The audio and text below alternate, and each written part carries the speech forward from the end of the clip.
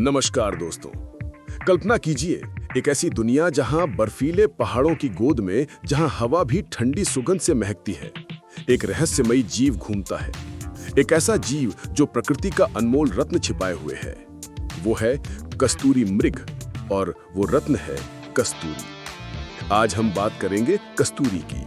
वो नहीं जो बाजारों में मिलती है, बल्कि वो जो हृदय को छू जाती है। कस्तूरी कुंडली बसे, मृग ढूंढे बनमाही।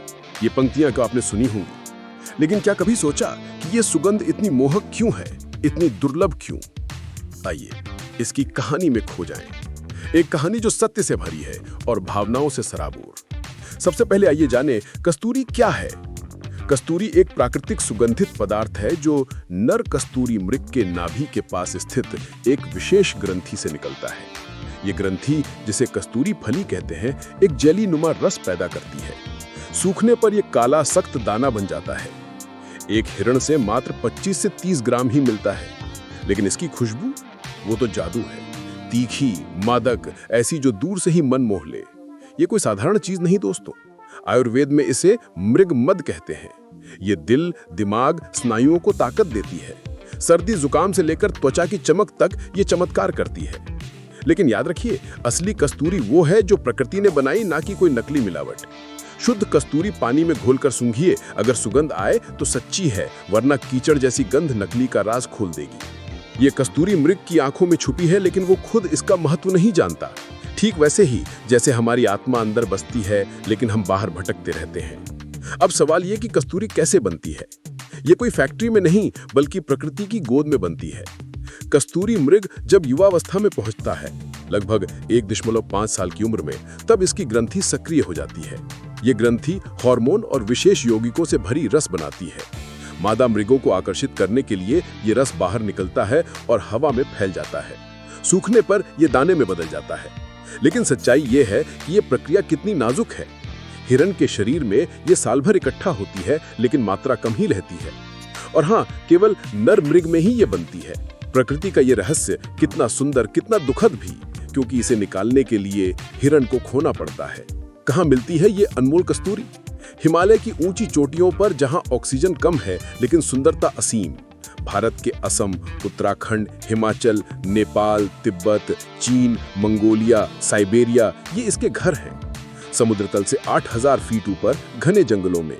लेकिन आज ये दुर्लभ हो गई है। शिकारियों की लालच ने इन मृगों की संख्या घटा दी। साइट्स जैसे कानून इसे बचाने की कोशिश कर रहे हैं, लेकिन अवैध व्यापार अभी भी जारी है।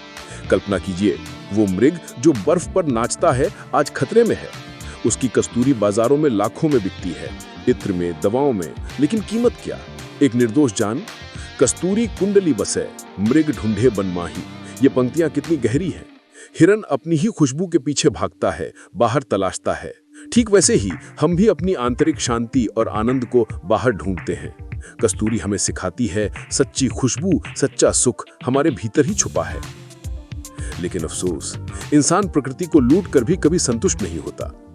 अब बात करते हैं इसके फायदों की। सत्य यह है कि कस्तूरी आयुर्वेद की अमूल्य धरोहर है।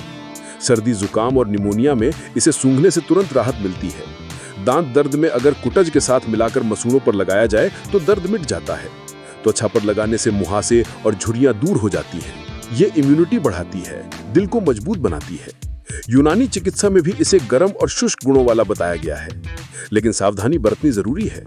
ज्यादा सूंघने से नाक से खून बह सकता है, चेहरा काला पड़ सकता है। हमेशा वैद्य की सलाह ले। और हाँ, आजकल प्लांट बेस्ड विकल्प जैसे अबेल मॉस्कस मॉस्केट्स उपलब्ध हैं, जो बिना हिरण को नुकसान पहुंचाए वही दिव्य सुगंध देते हैं। प्रकृति हमें विकल्प देती है, बस हमें समझदारी से चुनना है। दोस्तों, कस्तूरी सिर्फ एक सुगंध नहीं, ये एक सबक है। ये हमें याद दिलाती है कि प्रकृति का संतुलन बनाए रखना कितना जरूरी है।